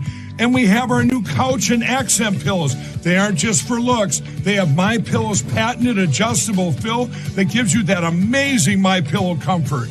In this economy, you get the best gifts ever for the best prices ever. So go to MyPillow.com or call the number on your screen. Use your promo code and you get deep discounts on body, couch, bolster pillows, and so much more, including my original bed pillows for as low as $19.98. Please order now while quantities last. The Hatter Cafe and Country Inn is nestled in the northeast corner of Alabama the Beautiful in the delightful town of Mentone. We're located on top of scenic Lookout Mountain near Little River and DeSoto State Park and located only 5 minutes from shopping and restaurants. There is also a nearby community walking path and golf course. We welcome everyone through the doors and we are committed to outstanding service for all guests. At the Hatter Cafe and Country Inn, we invite people from all walks of life to come and get away from it all, enjoy the open spaces, treetop views, fresh, clean air, and experience Southern hospitality at its finest. We look forward to hosting you. To reserve a special event, or if you would love a special getaway at the Country Inn, you can call us at 256-634-2018. Good afternoon. We are back. My name is Donna Fiesel, and I'm your host of The Edge on IC Radio, your source for news and entertainment. You can also find us on television, channel 182 on Charter Communications, Abundance Television found on Roku, Apple TV, and Amazon Fire. Don't forget the podcast, netnewsnetwork.net. We've been talking about, what in the world, what is going on? Are we living in the twilight zone right now, Rick Staines? Oh, I believe we do. I believe we are, this is it's almost like the end of times for humanity, because I'm trying to work out if humanity can actually survive the stupidity right now with everything that's going on, whether it be, the fact that one, as a beings, some people can't even tell you what a woman is, and also then the fact that we're also giving up all of this, the fuel, the oil, and all that stuff to go over to electric vehicles, not understanding that we still need that you got to oil. have that component. We still need that oil in the production, the transportation, and the manufacture of certain things that will go in said electric vehicle, or get that said electric vehicle from where it's being created in several different countries to one place where it's put together. it makes no sense, and I'm trying to work out who is proliferating all this and making it sound like it's this kind of like utopian thing that we're all going to be driving around electric vehicles. There's going to be people shooting each other when they can't get their vehicle charged quick enough because we don't have the charging. The infrastructure is not there, and heaven help when they decide that they want to do the 18-wheelers because the batteries are way too big. They, the power companies go like, we can't give you charge. We can't give you enough power to even charge those things up. Correct. It's crazy. It's just crazy. It's totally insane. Okay, so my parents were the type parents who said, "You want a car, you got to go earn it yourself." Mm-hmm. Okay, so I bought my first car. It was a rattle trap, yes, but it got me where I needed to be. But this is during the Jimmy Carter years, okay? Mm-hmm. And so you had to stand in line to get gas. I mean, you could not fill the tank up, okay? So here I am. I finally got my own car. I'm finally able to drive. I have my driver's license. Now I'm limited on how I can drive it. Yep. That was a chaotic time back then. People were getting into fights at the gas stations. Yeah. I mean, I try to talk to people about, the modern issue, which is, my son-in-law in England has an electric car. It's a company car, and he loves it. And he goes, I know, I try do all my journeys and I plan them on my phone with the stations where I can charge it. I'm like, yeah, but your journey, the 2-hour journey that you used to have now takes 4 hours because you've got to stop for recharging, maybe once, maybe twice. They went to Cornwall, which is at best an 8-hour journey in a normal car, just because of the speed limits and the roads. It took them. They left at some like 6 o'clock in the morning. They didn't get there until 8 o'clock that night. So it took them all day because they went in the electric car and he goes, but we saw some places we'd never get to see. I'm like, but most people don't want to do that. I want to get from A to B as quickly and as efficiently as I can because I might have things to do in B, and I don't want to go to these other places and country parts and parts of the country that will. I can see this nice view. I don't want to see that right now. I've got to get here. I'm in business. I have to be at an appointment in an hour. And so he's defending it, and you go like, "Why? I get why you're defending it because you think it's being ecologically sound, but is it being ecologically sound? It's not being ecologically sound because of all of the emissions have already been created by that vehicle in its manufacture. In the mining of the lithium, the cobalt, and everything else that goes into that battery that is shipped to another country to have it all put together in that battery. Then it's shipped to another country. And you go like, okay, so how do they ship it? Well, they put it on a container ship. Well, what does that use? All it uses fuel, fossil fuel. Okay? And so all this stuff, all the emissions have already been done. So when you tell me that it's a zero-emission car, it's actually not. It's already done more emissions than my combustion engine car. And my combustion engine car is actually more efficient. Well, they get more miles to it. Okay, so I live in a rural area. Okay, I'm not in Charlotte, North Carolina anymore, where there are probably charging stations all over the place, okay? Right. The only charging station I know of right now is in Fort Payne, which is a good 35 minutes from here, okay? So I'm going to go, just help me to understand this, okay? Okay, so I've got to get the thing charged, okay? So I'm driving down there, okay? I'm losing the charge driving to this one charging place in Fort Payne. Then I got to drive back.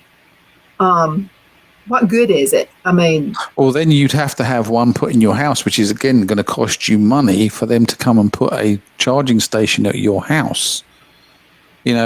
Which is convenient, but at the same time, it's money that you're going to have to spend doing this. Everything is going to cost you more money.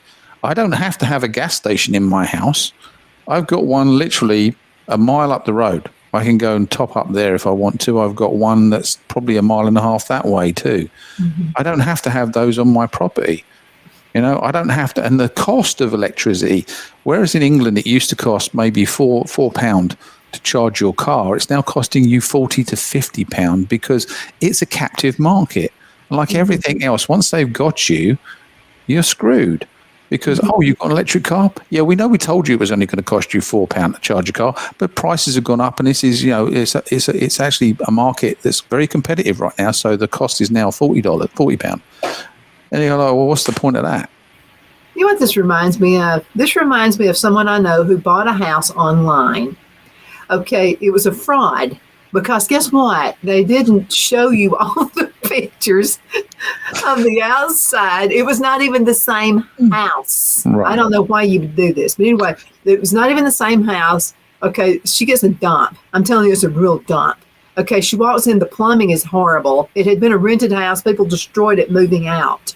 Mm-hmm. I mean, it was one nightmare after the other. And I didn't want her to feel stupid, but I had to ask. I said, so you mean you didn't actually drive in the car, go look at the house inside and out before you purchased it? Yeah.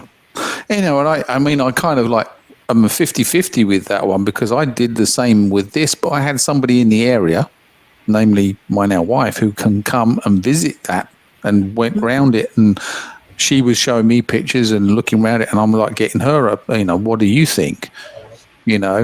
And I saw it as the potential for the outbuildings and the land and the pond. The house was always going to take a little bit of work, and it's not that bad. It just needed updating, and that's all. But had I not had that, I would not have bought it, because if I didn't have anyone physically here going to look at the property, right, that's what I'm saying, physically. Yeah, sometimes you've got to hustle and go see things for yourself. It's like I was looking at a car the other week, and I went and had a look at the car, and I was looking at my BMW because I was going to trade my BMW, and I'm looking at my BMW and I'm looking at this because it was a slightly older car, because it just gives me three rows of seats and stuff like that. I'm looking at it and going like, well, first of all, I'm uninspired by this. And I drove it and I was totally uninspired by this because I have a BMW that's quick, it's fast, it's sleek, it's 2 doors, it's lovely. I love it. And I'm looking at this going like, this is going for more money than they're going to give me for my BMW. My BMW looks $1 million better sitting there next to it. Why am I doing this? So why would you do that? Yeah. So I just went, you know what? I'm not going to do this because this is crazy. I mean, I might as well just drive my car into the ground and enjoy it while I can. Because eventually they're going to try and get me to go into either I'm going to be too old to drive, or they're going to try and get me in an electric vehicle.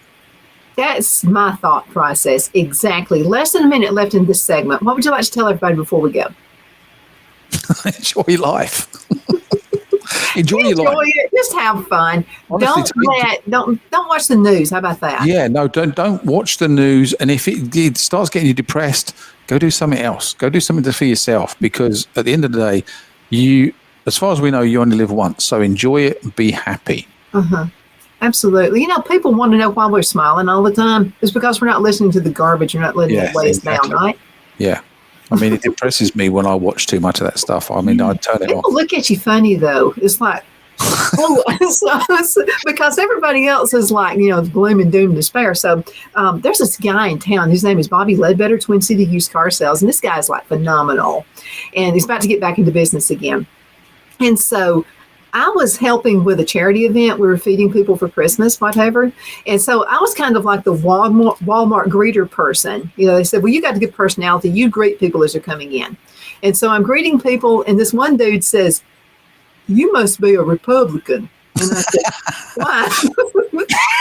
Well, because you were too happy. Because you're smiling. And I said, I'm taking that as a compliment, sir. And he said, it's meant to be one. Yeah, I mean, and that's pretty much true. I mean, again, it's a whole new show just talking about, the differences in mentality between the Republicans or the right side and the left side. Some of the Republicans. Yeah. Absolutely. We'll do that next time, okay? Okay. All right. Rick, thank you so much for being on the show today. It's awesome. Always is. It's always a pleasure, Donna. Thank you. You take care. We'll see you guys later, too. Thank you so much for watching The Edge. We'll be back in just a few minutes with another segment.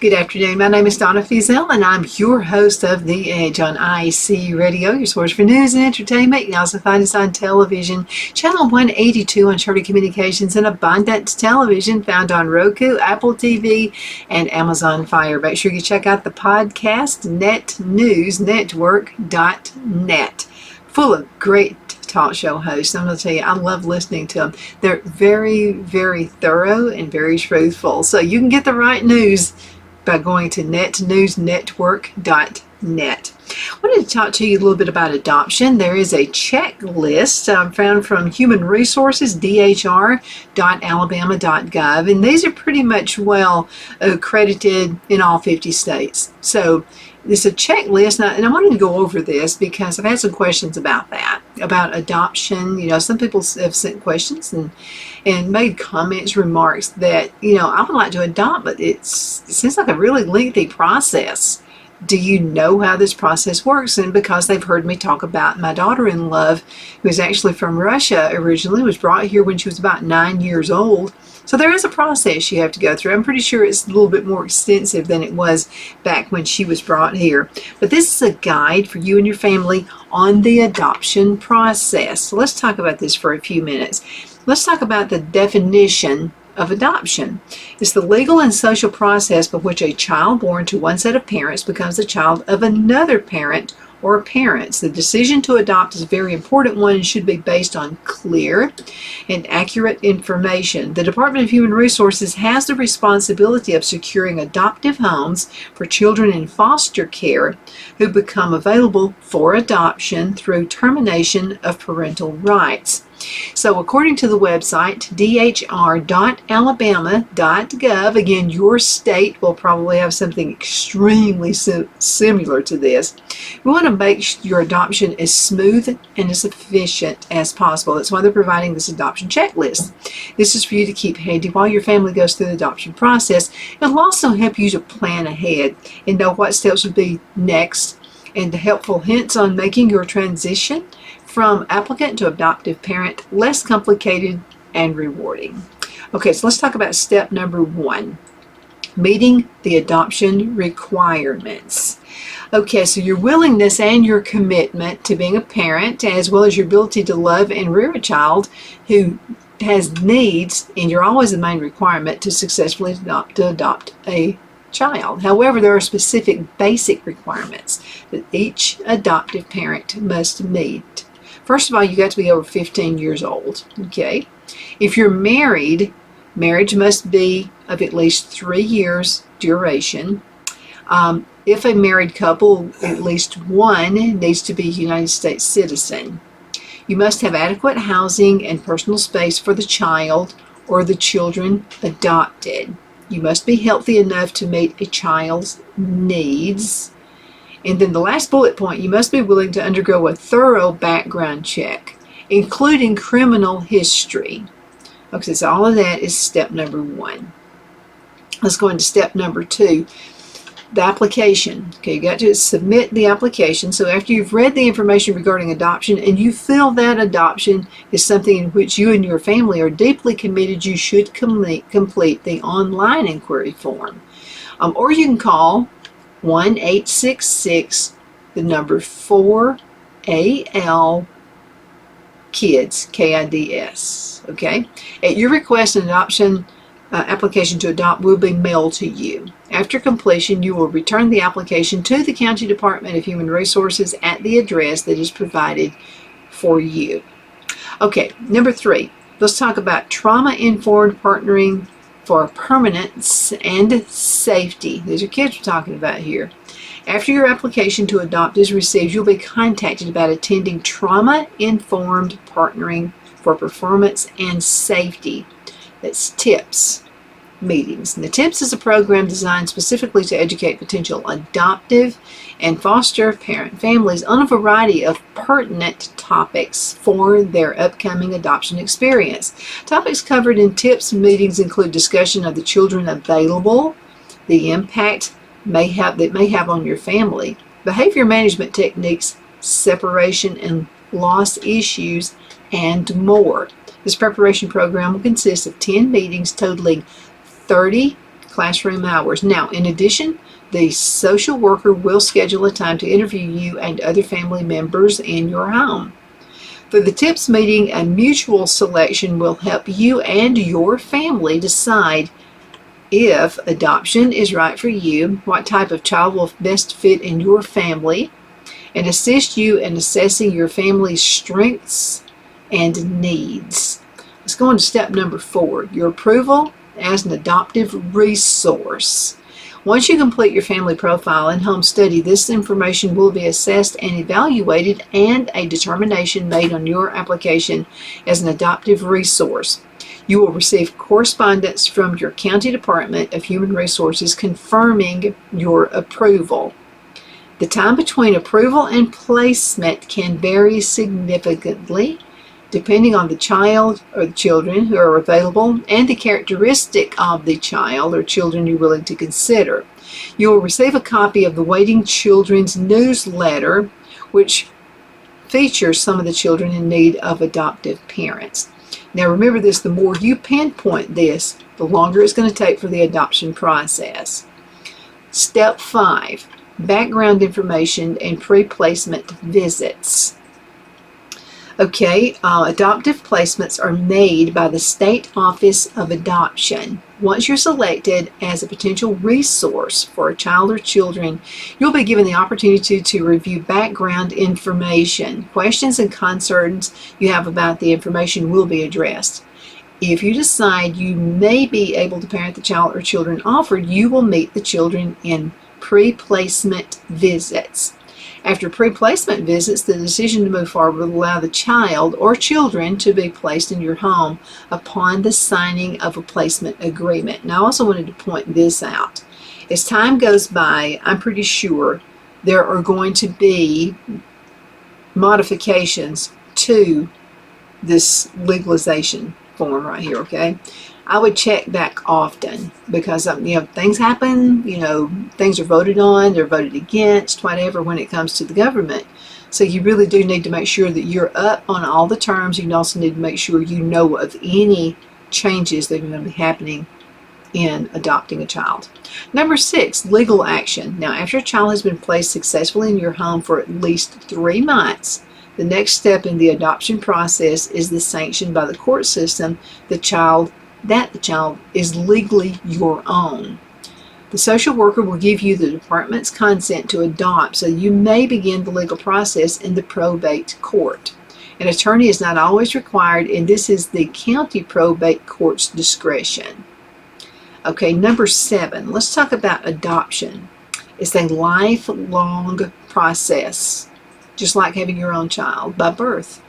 The legal confirmation of your adoption is not at the end, but rather the beginning of the experience that's unique. There will be exciting times and there may be challenges. Alabama Post-Adoption Connections, the APAC, is available to you and your family on your journey. Now, libraries offering books, videos, and other sources of material, adoptive family groups, you need to plug into a good family group, buddy family mentors, trained therapist network, a toll-free warm line for information and referral, and camperships are but a few of the ways APAC provides support, education, and empowerment to the adoption community. You can contact APAC at 1-866-803-2722. Again, that number is 866-803-2722. Let's go into a commercial break, and we are going to return in just a few minutes, so you hang in there.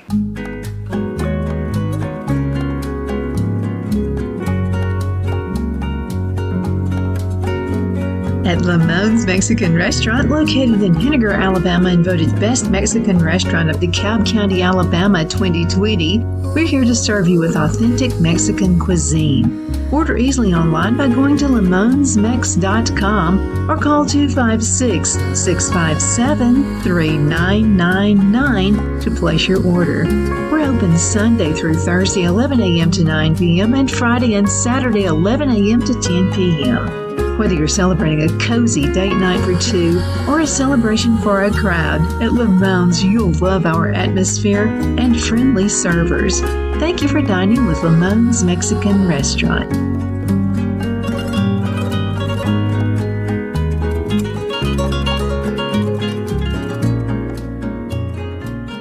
Let Rhonda at Rhonda's Elite Tax LLC take the burden off you for all your tax needs. I know because Rhonda has been taking care of my business since 2013. I feel Rhonda works for me because she knows the direct questions to ask to better benefit my unique business in order for me to get back the biggest refund possible. Rhonda is an ongoing student, and she knows tax laws are in a constant change every year. Call 256-281-9903 for an appointment to take the dread out of getting your taxes done. Rhonda is located at 11968 U.S. Highway 431 in Boaz. Again, that number is 256-281-9903. And let Rhonda's Elite Tax LLC champion your personal and business taxes.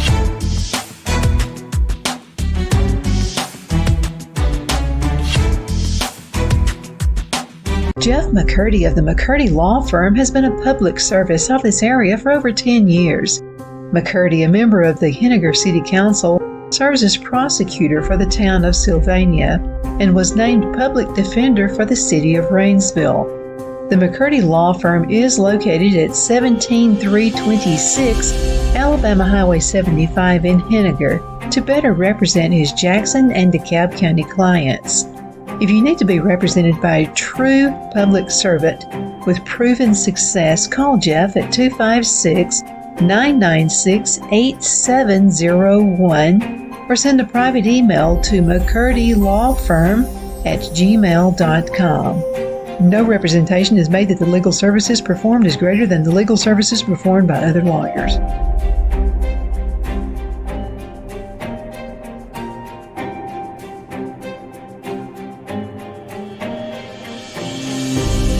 At Liberty Bank, we're all about community, whether it's to help with a charity fundraiser or help families in need. Toys at Christmas or a local football team, we're here for you. You see, we realize the importance of family. Sometimes it's to build a new home or necessary home repairs. We're here for you.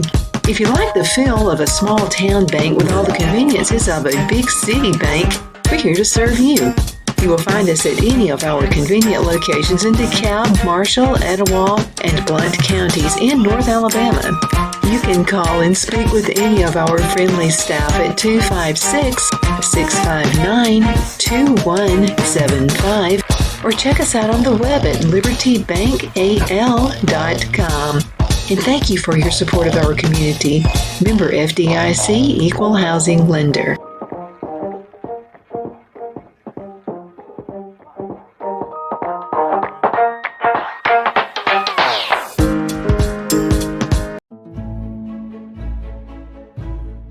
The Hatter Cafe and Country Inn is nestled in the northeast corner of Alabama the Beautiful in the delightful town of Mentone. We're located on top of scenic Lookout Mountain near Little River and DeSoto State Park and located only 5 minutes from shopping and restaurants. There is also a nearby community walking path and golf course. We welcome everyone through the doors and we are committed to outstanding service for all guests. At the Hatter Cafe and Country Inn, we invite people from all walks of life to come and get away from it all, enjoy the open spaces, treetop views, fresh, clean air, and experience Southern hospitality at its finest. We look forward to hosting you. To reserve a special event, or if you would love a special getaway at the Country Inn, you can call us at 256-634-2018.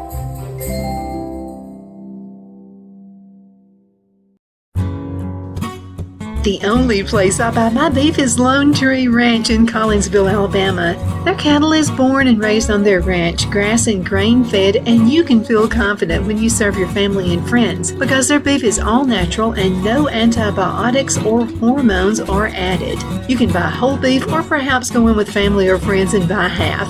Their customer service is number one as they take care of the delivery to their local processor and can deliver to your home for a small added fee. They also offer herd replacement heifers. I always call Lone Tree Ranch in Collinsville, Alabama for my beef specialty recipes and cookouts, and you can too.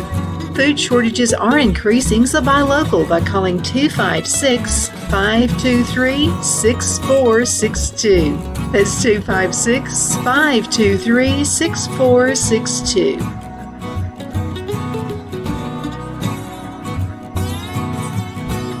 Okay, we're back. My name is Donna Fiesel, and I'm your host of The Edge on IC Radio, your source for news and entertainment. You can also find us on television, channel 182 on Charter Communications, and Abundance Television, which is found on Roku, Apple TV, Amazon Fire. Don't forget the podcast, netnewsnetwork.net. You'll find some exciting talk show hosts there. It's a real fun podcast, and I love being part of it. We've been talking about the adoption process. So you think you might want to adopt, and so we went through the Alabama adoption page site to give you some ideas. So now I decided to go ahead and veer you at the last set part of this show, and this is a good website if you're thinking about adoption. It's called AmericanAdoptions.com. AmericanAdoptions.com. So let's talk about the domestic adoption process. This is a complete guide on how this works. There are 6 steps to adopt a baby to a new family and why they matter. Now, the adoption process is beautiful because you can change your life and give a baby the loving family they deserve. And who doesn't love a baby? Keep reading all the information you knew about domestic adoption process, and we talked about that just a little bit earlier in the show. But whether you're a hopeful parent or prospective birth parent, the adoption process can be one of the most amazing things you'll ever do. And from what I know of my friends who have adopted, it takes some patience.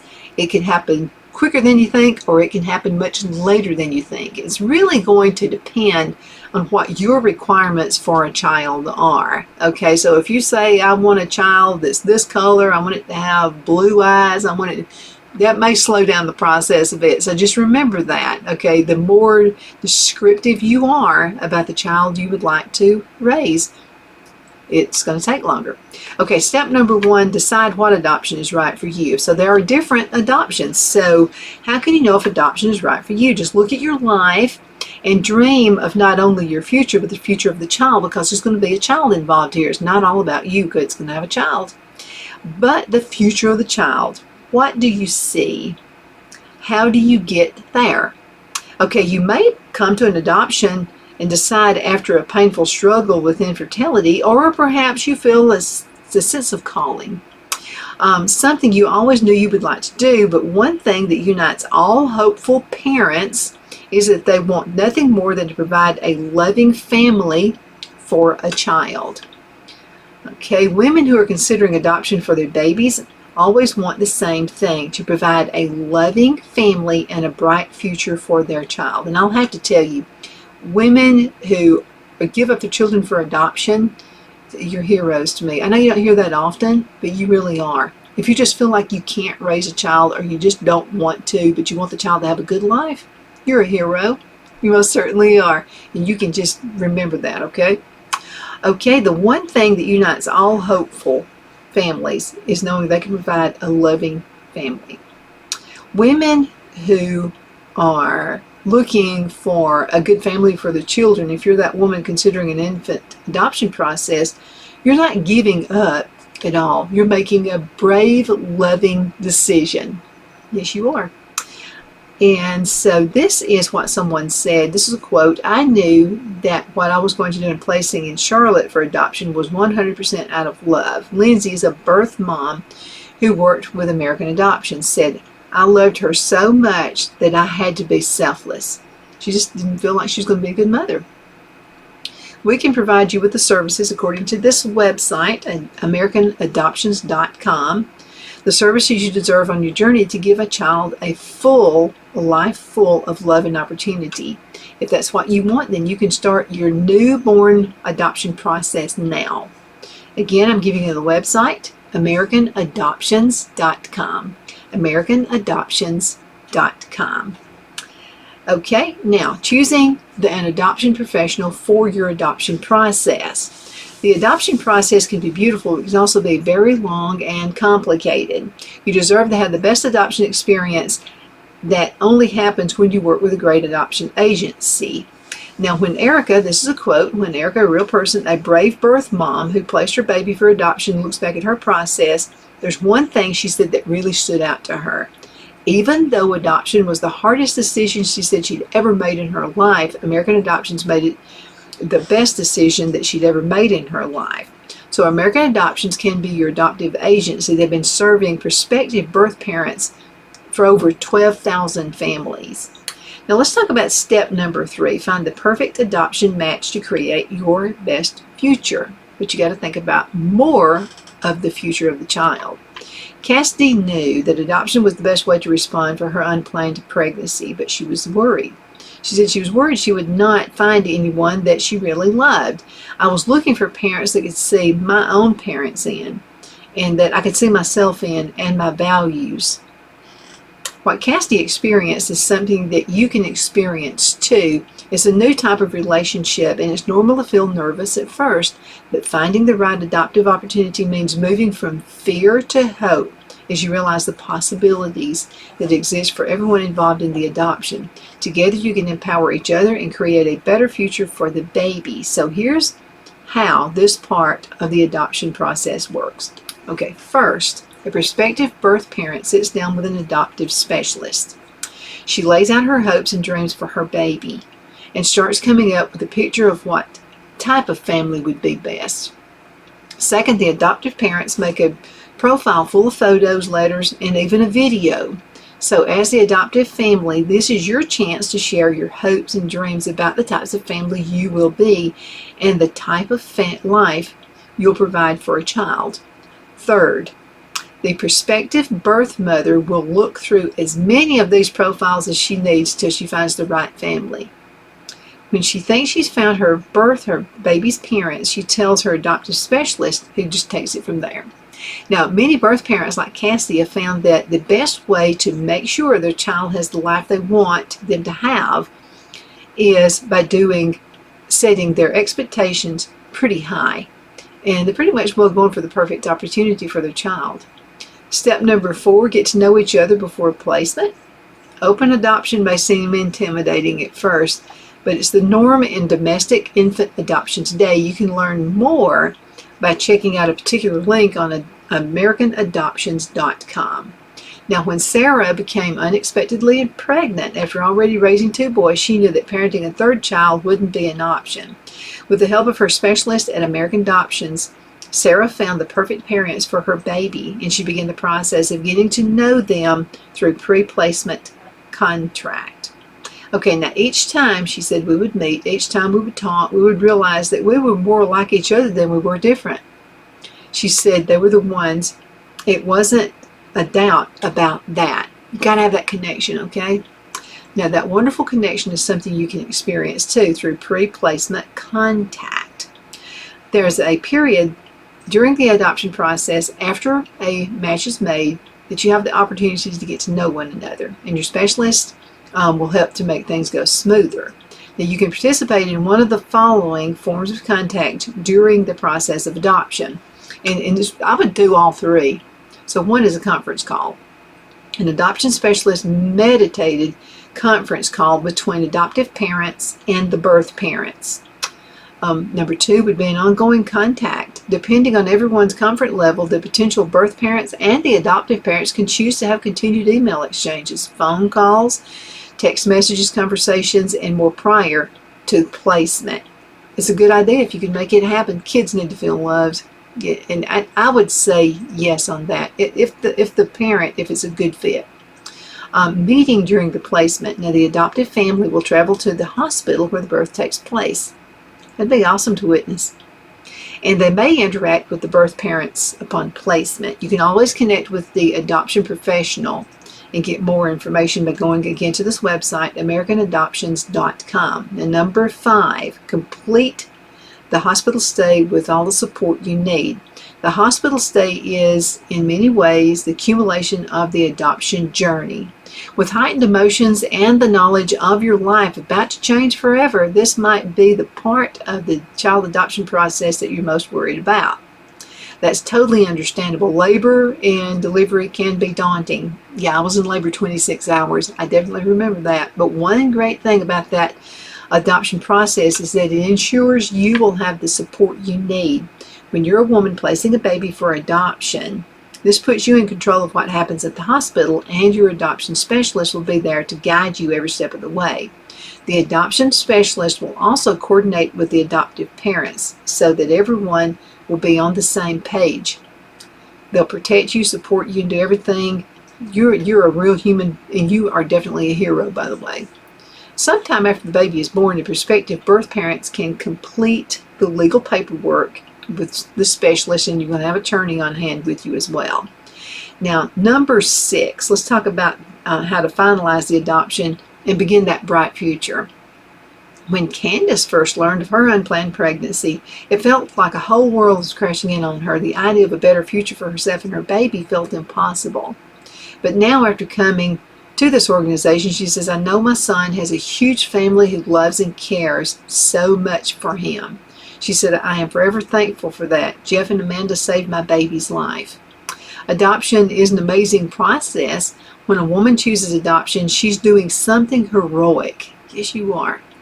For the family, it's the opportunity to fulfill a lifelong dream.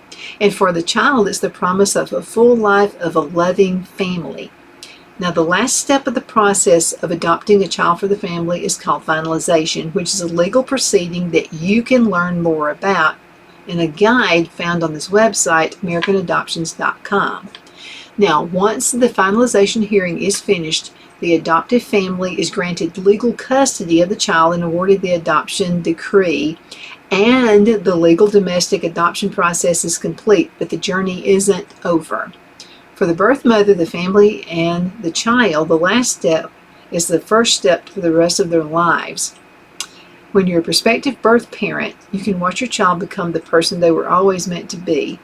And when you're an adoptive parent, you can build and maintain an important connection for yourself and your child through an open adoption relationship. After the legal adoption process ends, nearly all birth parents are interested in receiving ongoing updates about their child. I mean, who wouldn't? And nearly all adoptive professionals in the United States encourage this correspondence.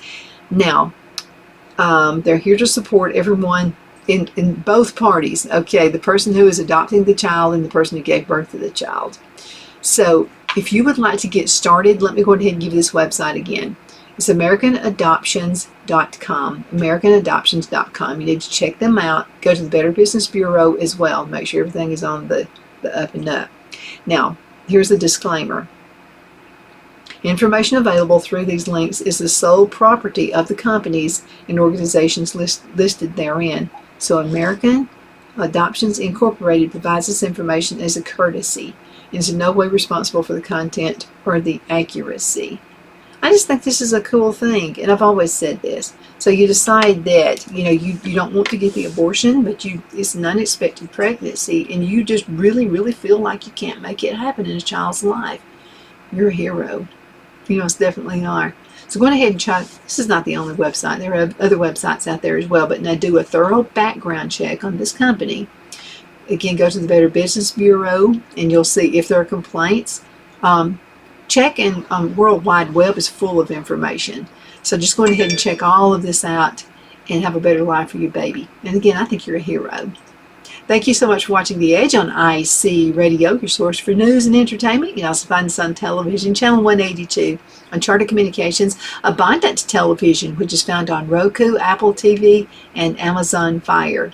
You're awesome. You really are. You can also find us on the podcast, netnewsnetwork.net. Thank you for watching.